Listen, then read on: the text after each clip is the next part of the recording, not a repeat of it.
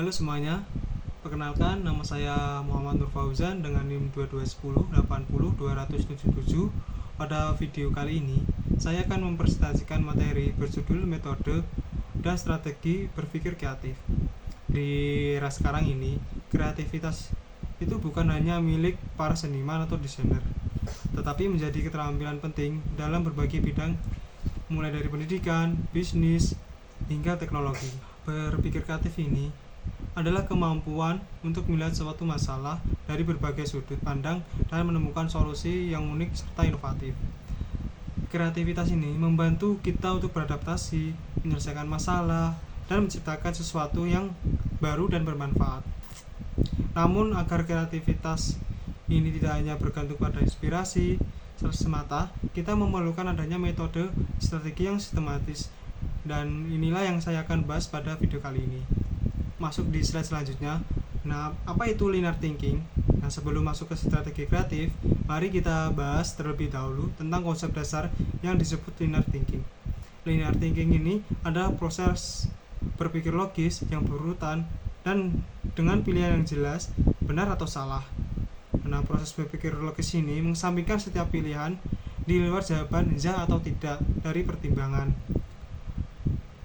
Namun, dalam situasi yang kompleks ini, linear thinking seringkali terlalu kaku dan kurang fleksibel. Nah, untuk kelebihannya itu adalah cepat, efisien, dan cocok untuk masalah yang terstruktur. Proses ini menjadikan linear thinking menjadi proses berpikir yang paling populer.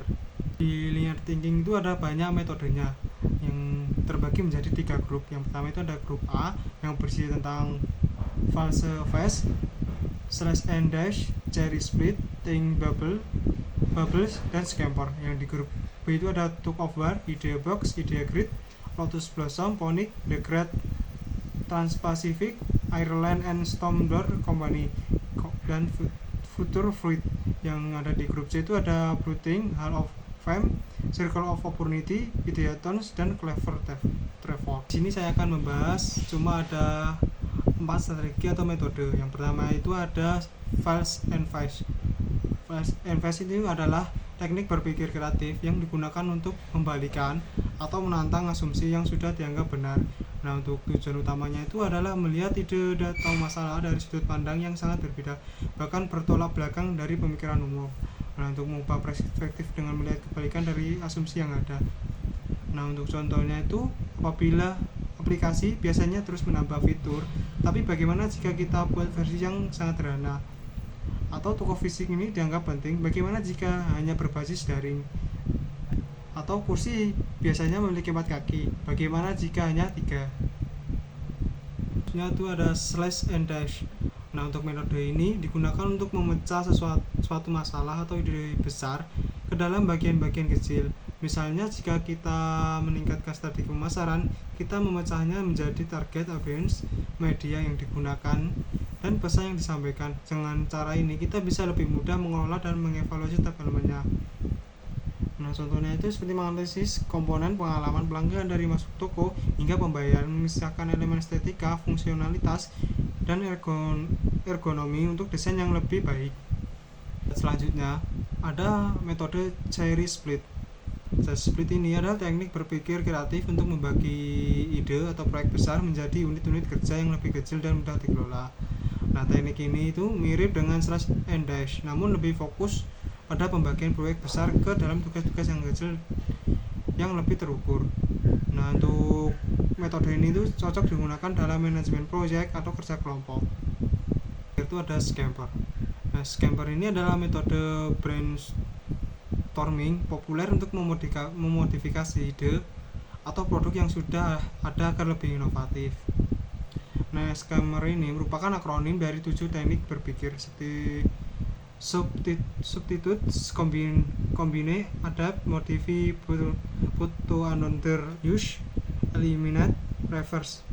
Di sini ada beberapa contoh dari bagian scamper. Yang pertama ada yang bagian gantikan. Nah, untuk yang bagian gantikan itu apa yang bisa diganti dalam ide atau produk. Nah, untuk yang gabungkan itu contohnya itu bagaimana 2 elemen dapat digabungkan untuk menciptakan sesuatu yang baru. Nah, untuk yang sesuaikan, bagaimana konsep ini dapat disesuaikan dengan kebutuhan yang berbeda. Untuk yang modifikasi atau ubah, apa yang bisa ditambahkan atau dikurangi agar lebih efektif. Nah, untuk yang gunakan untuk tujuan lain, nah ini adalah bagaimana ide ini bisa digunakan untuk bidang lain. Nah, untuk hilangkan, nah untuk hilangkan ini apa yang bisa dihilangkan untuk menyederhanakan konsep. Yang terakhir itu ada balikan. Nah, untuk yang balikan ini apa yang terjadi jika membalikan atau membalikan prosesnya. Nah, dengan strategi-strategi ini kita bisa mengubah cara berpikir yang kaku menjadi lebih terbuka dan solutif. Berpikir kreatif bukan hanya soal ide yang unik, tapi juga bagaimana ide tersebut bisa diwujudkan secara nyata. Nah, untuk metode dari Scamper ini dan False Face ini melatih kita untuk tidak terpaku pada cara lama dan justru mencari pendekatan baru yang lebih efisien dan relevan. Demikianlah penjelasan mengenai metode dan strategi berpikir kreatif ini. Semoga materi ini bisa memberikan wawasan dan menginspirasi teman-teman untuk lebih aktif menggunakan kreativitas dalam berbagai aspek kehidupan. Terima kasih atas perhatiannya dan sampai jumpa di kesempatan selanjutnya.